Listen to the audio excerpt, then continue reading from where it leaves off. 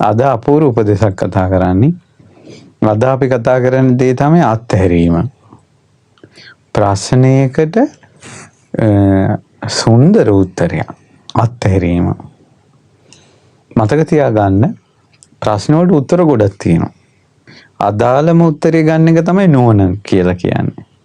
ඒ නිසා සමහරට ඔබගේ ප්‍රශ්නෙට මේක නම් අදාළම උත්තරේ මේක යොදා ගන්න. හැබැයි හැම තැනටම නෙවෙයි. හැම එකක්ම අත්හරිනවා කියලා කියන එක උත්තරයක් නෙවෙයි. හැම එකක්ම අත්හරිනවා. බුදුරජාණන් වහන්සේ ඇහුවානේ පේන හැම දෙයක්ම අත්හරින්න ඕන කියලා. බුදුරජාණන් වහන්සේ වදාළ පේන හැම දෙයක්ම අත්හරින්න ඕනේ නැහැ කිව්වා. යමකින් කුසල් වැඩෙනවා නම් අකුසල් පිරිහෙනවා නම් ඒ අත්හරින්න ඕනේ නැහැ කිව්වා.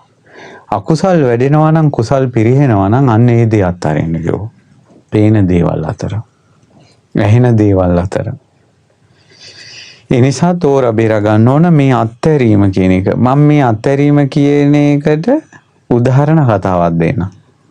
ප්‍රශ්නයකට කොහොමද මේක යොදාගන්නේ කියලා. මං හිතන්නේ අහලා ඇති.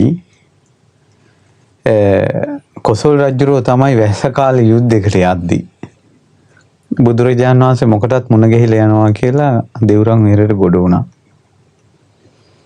බුදුරජාණන් වහන්සේ ඇහුවා මොකෝ මේ මහා සේනාවක් එක්ක ස්වාමීනි මේ ඈත ගම්මානයක මේ කැරැල්ලක් ඇති වෙලා ඉතින් මේ වැස්සක් කරදරේ දිනවා ඉතින් ඕක ASCII බෑනේ මං යන්න එපායි.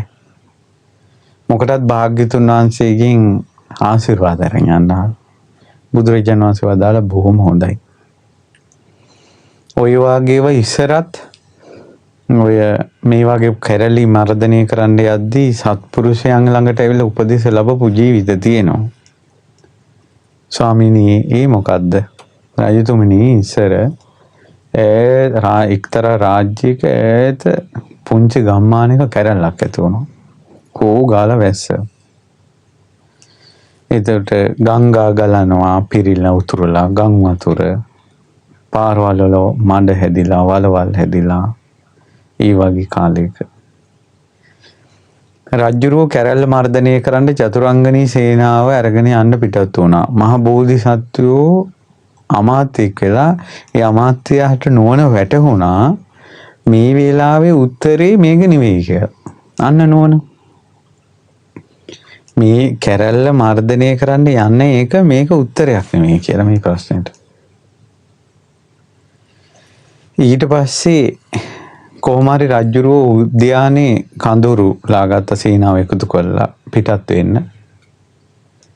එතකොට මේ වෙලාවේ පායලා කොහොම හරි කඩල පොඟන්න දාලා කඩල පොඟන්න දාපු කඩල පොඩ්ඩක් වතුර බේරෙන්න මේ වේලෙන්න දාලා තිබ්බා උද්‍යානයේ. රජතුමා මෙහෙම සාකච්ඡාවේ ඉන්නවා. නුවණැති අමාත්‍යයත් මෙතන ඉන්නවා. සේනාව සූදානම් වෙනවා. දැන් අමාත්‍යයාට කල්පනාවට එනවා මේ වෙලාවේ රජුරු යන්න හොඳ නැහැ යුද්ධෙට. හේතුව තමයි ඒ කැරැල්ල මර්ධනය කරනවට වැඩිය සේනාවට හානි වෙනවා වැඩි. ගංගා උතුරනවා කරත්ත වලින් යන්නේ චතුරංගනී සේනාව පාබල සේනාව යනවා. කරත්ත වලට හානි වෙනවා හදා ගන්න කාලේ නැහැ නවතින්න තැන් නැහැ වැස්ස කාලේ. මේ වෙලාවේ හොඳම වැඩි ඔක අත්හැරලා දාන එක. ඔය කැරැල්ල මර්ධනය කරන එක අත්හරින්න ඕනේ. ඒ ගම්මානේ හිතෙන් අයින් කරන්න ඕන. ඕක තමයි උත්තරේ. නමුත් ඒක උත්තරේ වුණාට ඒක රජතුමාට කියා ගන්න විදිහක් නැහැ. දැන් රජුට සූදානම් වෙලා. මොහොම ඉන්නකොට වඳුරෙක් ඇවිල්ලා අර වේලෙට දාලා තිබ්බ කඩල ටික මේ කලාය මුට්ටි මං හිතන විදිහට මේ ජාතක කතාවේ නම අර කඩල ටිකක් අරන් කටේ දාගෙන අතිමුත් අරගෙන අර අනිත් අතින් වාරු අරගෙන නැංග ගහකට රජුරෝ දැක්කා. ඊට පස්සේ මෙහෙම අරන් යනකොට අත්ෙන් එක කඩල ඇටයක් බිම වැටුණා. දැන් වඳුරා දැන් කටේ කඩල පුරවගෙන දැන් බලනවා අර වැටිච්ච කඩල ඇටේ දිහා බිම පඳුරකට වැටුනේ. මෙයා මොකද කරේ අතේ තිබ්බ කඩල ටික විසිකලා කටේ තිබ්බ ටිකත් විසිකලා ගහෙන් බැහැගෙන ඇවිල්ලා අර පඳුරේ හොයනවා අර කඩල ඇටේ ගන්න බෑ. ඊට පස්සේ ආයෙත් අර ගහ උඩට ගිහිල්ලා බකන් නෙලාගෙන ඉන්නවා. හරි ශෝකෙන්. ඉතින් ඇයි අර අතේ තිබ්බ ටිකත් අත්හැරියානේ. කටේ තිබ්බ ටිකත් අත්හැරියානේ. අර වැටිච්ච කල්ලයක් හොයාගෙන ගිහිල්ලා. රජුරෝ ඇහුවා මැතින් අමාත්‍ය අර මොකක්ද අර කළේ? ඒක තමයි රජතුමනි මේ වැටිච්ච පුංචි කඩල ඇටේ හොයන්න ඉතින් ලොකු දෙයක් අත්හැරියානේ. ඉතින් ওই ලොකු දේ රැක ගන්න තිබ්බා වැටිච්ච එක අත්හැරියානවා. ඉතින් ඕක ඉතින් අපේ ජීවිතවලට පාඩම් රජතුමනි කිව්වා. මේ කියනකොටම රජතුමාට තේරුණානේ මං හිතන්නේ රජුරු ආනන්ද ස්වාමීන් වහන්සේ ඒ කියනකොටම තේරුණා මේ අමාත්‍යා මට මොන හරි දෙයක් මේ කියන්නයි හදන්නේ කියලා. ඊට පස්සේ රජුරු කතාව ඇද්දා මොකද්ද ඔය වහින් හොරා කියන්නේ කෙලින්ම කියන්නේ කියලා. නේ රජතුමනි මේ ඕක ඉතින් අපිට ආදර්ශයක්. මේ වැස්ස කාලේ යුද්ධයකට පිටත් වෙනවා කියලා කියන්නේ ගොඩාක් මාර්ගයේ කරදර දෙනවා. අපේ සේනාවට ගොඩක් හානි වෙනවා. ගම් වතුර ගරලා පාරවල් වල වලවල් හැදිලා නවාතැන් ගන්න පහසු නෑ. ආහාර සපයා ගන්න අපහසුයි. ගොන්නුන්ට කරදරයි. රාතවලට කරදරයි. ගොඩාක් මේ හානි සිද්ධ වෙන වැඩි වැස්ස කාලේ යුද්ධවලට යනකොට. දෙයින් පුංචි ගමක ඇතිවෙච්ච කැරලක් නිසා අපිට ওই ගම හිතෙන් අත්හැර ගන්න නැත්තම් ඒ කියන්නේ ඒ ගමට අපි අත ගහන්නේ කියලා. එතකොට මේ ප්‍රශ්නේ විසඳෙනවා. අපි ගන්න විසඳුම පස්සේ ගන්න පුළුවන්. ඉතින් රජතුමා කල්පනා කළා හරි අමාත්‍ය. එහෙනම් මේ යුද්ධය අපි නතර කරමු අපි හැරිලා යමු කියලා. හොරුන්ට කලින් ආරංචි ගියා රජුරු වරෙන් පිටත් වෙලා කියලා. හොරු ඒ ගම දාලා පැන්නා. ඉතින් යුද්ධෙට ගියේ නෑ ගමත් බේරුණා. විසඳුණා ප්‍රශ්නේ. කියනකොටම කොසල් රජුරන්ට තේරුණා. ඉතින් මේක තමයි මටත් උත්තරේ කියලා. අනේ ස්වාමීනි කියලා වන්දනා කළා. කොසල් රජුරු ආයෙ හැරිලා මාලිගාවට ගියා. කෝසලේ අවසාන ගම්මානේ තිබ්බ කැරළේ ඒ හොරුන් ආරංචි වුණා කොසල් රජුරු පිටත් වුණා කියලා. මඟ නැවතුණ විත්සේ ආරංචි වුණේ එයාලට. ඒ වෙනකොට හොරු පැනලා ගිහිල්ලා. ප්‍රශ්නෙත් විසඳුණා. ඒ කතාවෙන් බුදුරජාණන් වහන්සේ උපදෙසක් දෙනවා. සමහර ප්‍රශ්න විසඳ ගැනීමේදී සමහර පොඩි දේවල් අපිට අත්හරින්න වෙනවා. පොඩි දේවල් අත්හරින්න වෙනවා. ඒ කියන්නේ බණ අහන්න මිනිසුන්ටත් ඇවිල්ලා මං කියන්නේ. මිනිස්සු බණ අහලා ඉවර වෙලා හිත පහදවගෙන නිවන් දකින්න සාදුකාර දෙනවා අකනිටාවට ඇහෙන්න. පන්සලෙන් එළියට යනකොට බාට දෙක නැහැ. ඊට පස්සේ එතන කෝප ප්‍රකෝප වෙලා බැන යන්නේ ගෙදරට. ආයෙ නිවනක් ගැන කතාවක් නැහැ. ඊට පස්සේ බණ නෙවෙයි මතක් වෙන්නේ. බාට දෙක නැති වෙච්ච එකමයි. ඉතින් අච්චර මේ දහසෙන් බැඳි නෙවෙයි රාජ්‍යයක භාගයක් නෙවෙයි මුළු රාජ්‍යෙම දෙන්නම් බණපදයක් දෙන්න කියලා දහම්සොඬ රජුරෝ ඇතාපිට දහසින් බැඳි පියල්ලක් තියලා අනබෙර ගහද්දිමුත් බණපදයක් කියන්න කෙනෙක් හිටියේ නෑ. බණපදයක වටිනාකම රාජ්‍යයකටත් වැඩි. එහිව් බණපද පැය ගාණක් කතා කරලා ඒක වටින්නේ නෑනේ මේ මිනිසුන්ට බාට දෙක තරම්. ඉතින් බාට දෙක හිතෙන් අත්හැරියා නම් අනේ මට මේ රාජ්‍යයක් වටිනා බණපද ඇහුණා. ඒක ඉදිරියේ මේ බාට දෙක මොකක්ද? ඒ කාලේ බණහලා සියලු කෙලෙස් අත්හැරපු එකේ අපිට කෙලෙස් අත්හැර ගන්න බැරි එකේ නැතිවෙච්ච බාට දෙකවත් අත්හැර ගන්න පුළුවන් නම් කියලා අත්හැරීම කියන එක පුරුදු කරා නම් මේ ජීවිතේට ලොකු ශාන්තියක්. ජීවිතේට ප්‍රශ්නයකට උත්තරයක් කරගන්න පින්වතුනි අතහරිනවා කියලා කොටසක් තියාගන්න ජීවිතේ. බලෙන් අත්හරින එක නෙමෙයි මේ කියන්නේ. අත්හැරෙන දේ අත්හැරලා දානවා. සමහරට පස්සේ ඒක හම්බ වෙන්නත් පුළුවන්. ඒ වුණාට හිතට දුකක් නැහැ. විඳවලා නැහැ. ඒකනේ අර සෝන කුටිකන්න මහරහතන් වහන්සේගෙන් බණ අහන්න අර එක්තරා උපාසිකාවක් ඇවිල්ලා බණ අහද්දී මිනිස්සු ඇවිල්ලා කියනෝනේ අන්න ගේ කඩනවා කියලා. ගේ කඩලා ගබඩාව කඩලා අරන් යනවා කියලා. එතකොට ඒ උපාසකම්ම කියනවා බලන්න පින්වතුනි නිවනට ළඟ මිනිස්සුන්ගේ කතාවල් බලන්න අහන්නකෝ. ඒ අම්මා කියනවා ඔය මිනිස්සු අරන් යන්නේ මං දැක්ක දේවල්. මං අතපොත ගාපු ඒවයි. ඔය රං කහවණු ඔය ගෙදර මම දැක්ක අතපොත ගාපු වස්තු ඔය. මම මේ මුනිදුන්ගෙන් බණ අහන්නේ දැකපු නැති දහමක්. ස්පර්ශ නොකරපු දහමක් අහන්නේ. නිසා දැක්ක දේවල් අරන් ගියපුවා. මට දැක්කේ නැති දේ අහන්න ඕන. මේ අම්මා බණ අහලා ඉවරෙනුට සෝවාන් වුණා. අර හොරු ටික පුදුම වෙලා ඒ හොරු ටික බඩුත් ගෙනල්ලා තිබ්බා ගෙදර. ප්‍රශ්නෙත් විසඳුණා. අත්හැරීම. ජීවිතේට අත්හැරීම කියන එක කොටසක් කරගන්න. ඒ කියන්නේ විසඳුම් අපි ගොඩාක් දැන් මේ වෙනකොට දැන් මේ 29 වෙනි වැඩසටහන. එතකොට අපි කොච්චර කතා කරලා තියෙනවද ප්‍රශ්න වලට උත්තර හොයන. හැම එකෙම උත්තර හොයලා ඒ අතරේ එක උත්තරයක් කරගන්න අත්හැරලා දාන එක. ඉතින් බුදුරජාණන් වහන්සේගේ දේශනාවේ තියෙනවා මේ අත්හැරීම. සමහර මිනිසුන්ගේ ගෙවල් වල තියෙන ප්‍රශ්න තියෙනවා. කියන්නේ පරම්පරාවෙන් ආපු ප්‍රශ්න අනම්බන මහා ප්‍රශ්න ජංජාලයයි. ඒ ප්‍රශ්න ජංජාලේ විසඳනවට වැඩිය හොඳයි ඒ ගෙවල් දොරවල් අත්හැරලා වෙන තැනකට යන්නේ එක. අත්හරින්නේ නැහැනේ මිනිස්සු. අත්හරින්නේ. අර ගිනි ගොඩේම ඉන්නවා. මරාගෙන ඉන්නවා. අත්හැරලා යන්නේ. මහෞෂධ පඬිතුමා කියන්නේ ප්‍රඥා පාරමිතාවේ පුරපු මහ බෝධිසත්වයනේ. මහෞෂධ පඬිතුමාත් එක්තරා අවස්ථාවක මා දැන් අත්හැර යා යුතුයි කියලා රාජ්‍ය අත්හැරලා ගිහිල්ලා කුඹල් හලක වැඩ කළා තියෙනවා. ජීවිතේ අත්හරිනවා කියලා එකක් තියෙනවා. සමහර කාල තියෙනවා gedara අත්හරින්න ඕන කාල. ප්‍රශ්න මගහැරලා යන්න ඕන කාල. ඈත රසවල් කරන්න ඕන කාල තියෙනවා. අර ප්‍රශ්න ගොඩේම ඉන්නේ නැතුව ගෙවල් මාරු කරන්න ඕන ප්‍රශ්න තියෙනවා. උපංගේ අත්හැරලා දාන්න ඕන ප්‍රශ්න තියෙනවා. ඒ වගේ ඉතින් ඒ වෙලාවට තමන්ගේ ආධ්‍යාත්මික ශක්තිය ප්‍රශ්නයකට උත්තරයක් හොයනකොට තමන්ගේ තියෙන වීරිය අභිමානය ඒවට බලපානවා නිකන් අර බොළඳකම නැතුව. ඔය ගෙවල් දොරවල් ඔය හදි හුණියන් වැඩි මෙයාලා උපන්දා ඉඳලා අපිට හුණියන් කරනවා. ගෙවල් වල කරදර කන්න බොන්න බෑ. දැන් කොච්චර දෙහි කැපුවද පුහුල් කැපුවද කට්ටඬිය කොච්චර ගෙනාවද මේක විසඳිල්ලක් නෑ. කිකිය අඬන ආච්චිමල ඉන්නවා.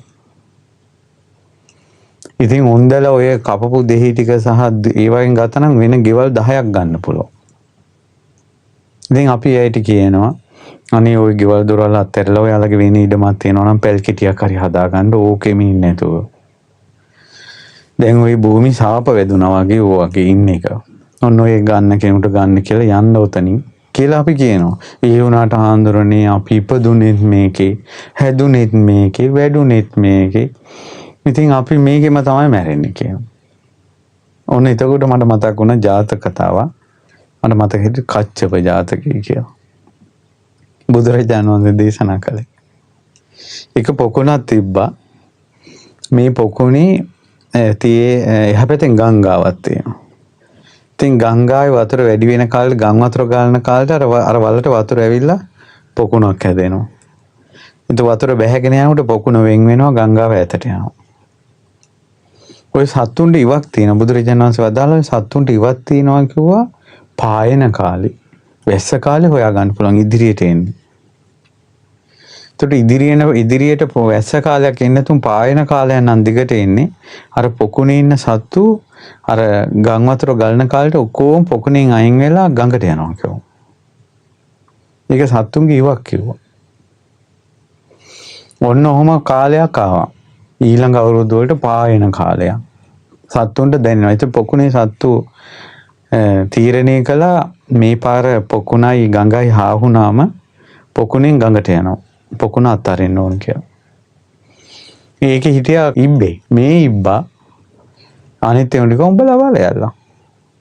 මං ඉපදුනේත් මේකේ. මං හැදුනේත් මේකේ. මේක අත්හැරලා යන්නේ මම කියලා. ඊට පස්සේ දැන් ඔන්න වතුර හිඳි ගියා. අනිත් සත්තු ඔක්කොම ගියා. මෝ විතරක් ඉන්නවා දැන්. ඊට පස්සේ මොකද උනේ වතුර හිඳිලා වතුර නැති වෙලා ගිහලා මඩ ගොඩේ ඇතුළට හාරලා මඩ ගොඩ අස්සේ දැන් ඉන්නවා. පායන කාලේ මැටි ගන්න මහ බෝධිසත්වෝ තමයි මැටි ගන්න ඇවිල්ලා තියෙන්නේ. මැටි ගන්න ඇවිල්ලා මැටි පිටවල් උදැල්ලෙන් හයියෙන් ගහලා මැටි උඩට දානවා. එකපාරක් අයියෙන් ගහපු ගමන් අර ඉබ්බගේ කට්ට කැපිලා ගියා. උඩට මැටි පිටක් වගේ ඉස්සිලාවේ දෙකට වෙන් වුණ ඉබ්බා. ඉතින් ඉබ්බා කෑග ගහ කියනවා මට මෙහෙම වෙලා මදි. මට මෙහෙම වෙලා මදි. අනිත් උන් කිව්වා මේක අතෑරලා ඵලයන් කියලා. මමමයි මේක ඉපදුනේ මේකමයි හැදුනේ. මම මේකෙන් යන්නේ නැහැ කියලා මම්මයි හිටි. මට මෙහෙම වෙලා මදි කියලා අඬාගෙන මැරුණා. ඉතින් අර ඉබ්බව අරගෙන ගිහිල්ලා දෙකට කැපිච්ච ඉබ්බ අරන් ගිහිල්ලා ගමට අර කුඹල් කරුවා මිනිස්සු එක්කම රැස් කළා කියනවා මේ ඉන්න බලාපල්ලා. අතහැර ගන්න බැරි වීමේ විපාක බලාපල්ලා. මේකෙමයි ඉපදුනේ මේකෙමයි හැදෙන්නේ කියලා අනතුරක් දැක්කට පස්සේ Taman ඕනම දෙයක් අත්හරින්න සූදානම්ෙන් ඉන්න ඕන. ජීවිතේ රැක ගන්නවා කියලා කියන එක මිනිස්සෙක් සත්වෙක් කරන්න ඕන දෙයක් කිව්වා. ඒ කියන්නේ මේ කිච්චෝ මනුස්ස පරිලාභෝ කියලා බුදුරජාණන් වහන්සේ දේශනා කළේ මේ මනුස්ස ජීවිතේ දුර්ලභයි කියලා.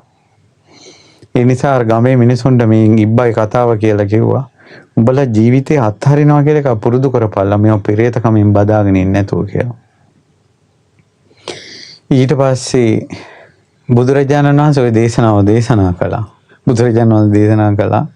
හැබැයි මේ මෝඩකම එතනින්ම අත්හැරියකෝ ඉබ්බා. ඔය අතෑර ගන්න බැරුව හිටියේ මේ ආනන්ද කිව්වා. ඔය එකක් ඉබ්බා වෙලා.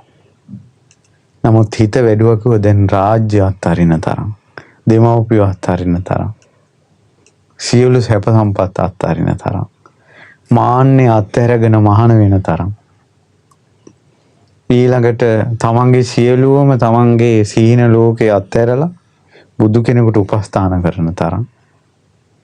ඒ බුද්ධ උපස්ථානය තුල සියලු රාගය අත්හරින්න, ද්වේෂය අත්හරින්න, මෝහය අත්හරින්න ආනන්ද පුහුණු වුණා කිව්වා. නමුත් මේ මෝඩකම කලින් කළා කිව්වා. ඉබ්බෙක් වෙලා ඉද්දි ඒක අතහැර ගන්න නැතු. ඉතින් ඒ නිසා ඔයාලගෙත් ඇති කොච්චරවත් ඉන්නවා. මං ඉපදුනේත් මේකේ මං නම් මේව අත්හරින්නේ අපේ උරුමේ කියලා. ඒ විඳවන විඳවිල්ල ජීවිත කාලෙ මේ අත්හැර ගන්න බැරුව සමහර නඩු සමහර තොවිල් පවිල් ඒවට යන සල්ලි වලින් කුලියට ඉන්න පුළුවන් නැත්නම් ගෙයක් ඉඩමක් ගන්න පුළුවන් තව ජීවිතේට අත්හැරීම කියන එක විසඳුමක් කරගන්න මොකක් හරි සමහර අම්මලාට දරුවෝ නිසා එන වේදනාව තුනී කරගන්න තියෙන ලස්සන විසඳුමක් අත්හැරලා දාන එක මෙතෙක් දෙමව්පිය විදියට මගෙන් වෙන්න ඕන යුතුයකම් ටික ඉෂ්ට කළා දැන් මට කරන්න දෙයක් නැහැ අත්හැරියා දරුවෝ හොඳට හදනවා. සමහර කෙල්ලෝ ගෙදරින් හොරෙන් පැනලා යනවා. කොල්ලෝ හිතුවක්කාර තීරණ ගන්නවා. ඒ වෙලාවට හිතෙන් අත්හරිනවා. ආයේ මත්තේ පෙරේත කමෙන් අඬ ඉන්න හොඳ නැහැ. බුදුරජාණන් වහන්සේ දේශනා කළා. එක්තරා කුරුල්ලු ආත්මයක් ලැබලා මහ බෝධිසත්වයෝ ගඟකට පාතුන ගහක රංචු පිටින් ඉන්නවා. මේ සත්තු ජරා කරනකොට අර පොකුණට වැටෙනවා. පොකුණ හිටපු නාගයා කිපුණා. කිපිලා ඒ පොකුණට නිතරම අසුචි වැටෙන නිසා.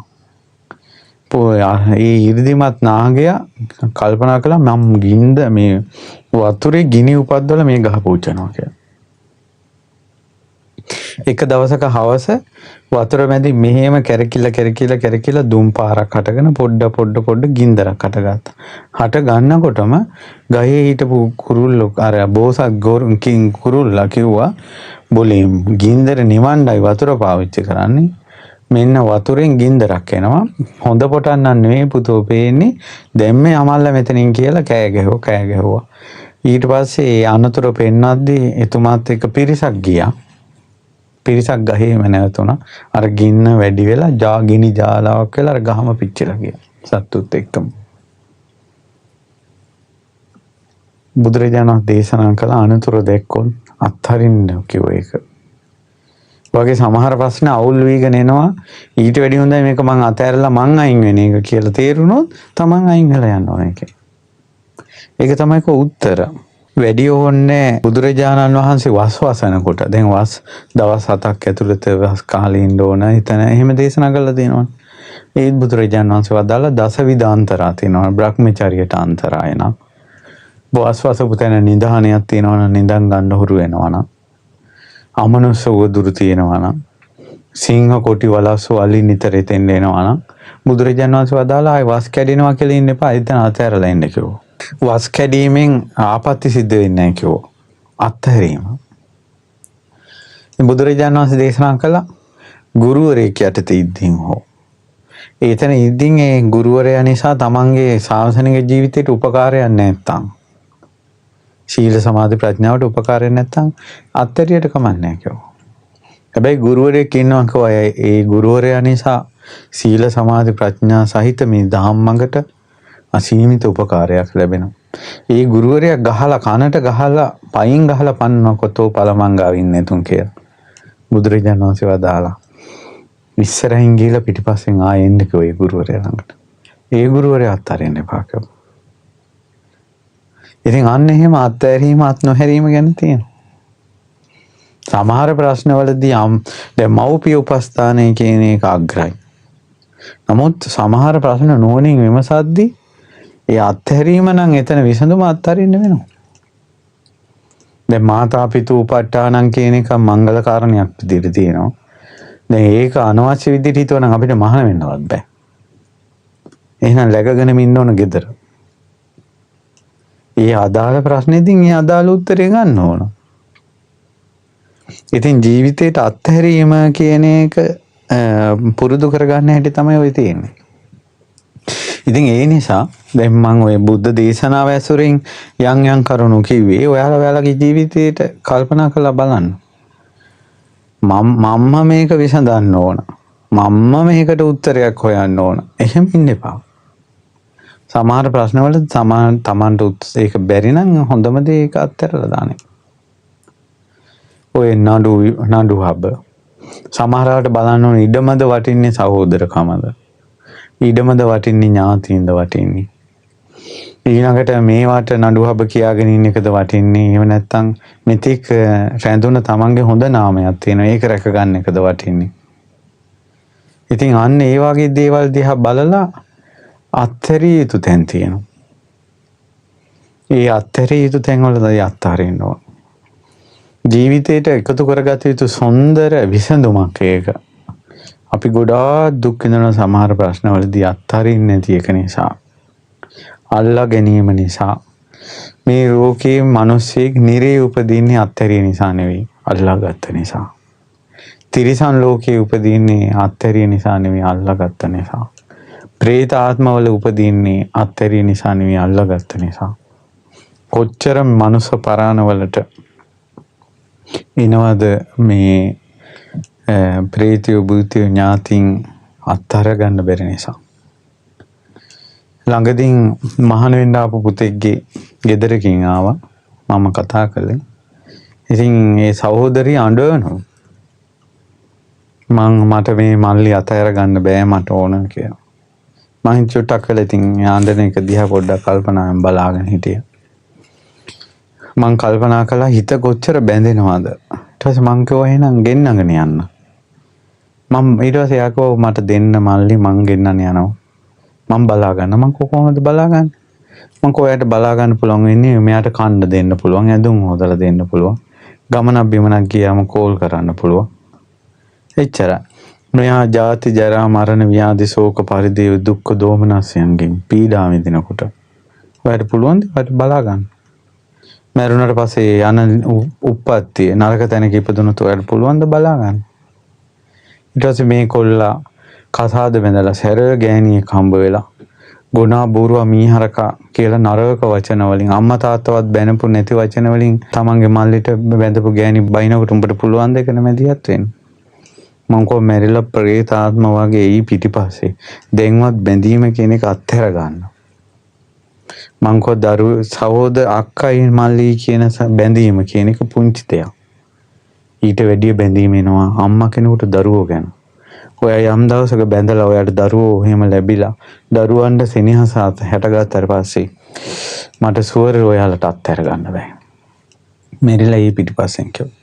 ඒ නිසා ඔන්න කොල්ලා ඉන්නවා ගෙන්නන්න යන්න කියලා මම නැගිටලා ගියා. මොනවා වුණාද දන්නේ. ඉතින් ඒ නිසා අර ජීවිතේට අත්හැරීම කියන එක මට ඉතින් ගොඩක් ලොකුවට විස්තර කරගන්න තේරෙන්නේ නැහැ. ඔයාලා මේ අත්හැරීම කියන වචනේ පොඩක් හිතට දාගෙන ඔයාලටම මේක අහනකොට සමහරට හිතට සැනසීමක් එයි මම ඕක අත්හැරලා දානවා කියලා. ඉතින් ඒ නිසා ඔන්න ඒ විසඳුම අද කතා කළ වෙලාවේ හැටියට. ඉතින් ඒ නිසා ඔබටත් මටත් අපේ ජීවිතේ අත්හැරිය යුතු තැන අත්හරින්න ශක්තිය ලැබේවා කියලා සිත පතනවා.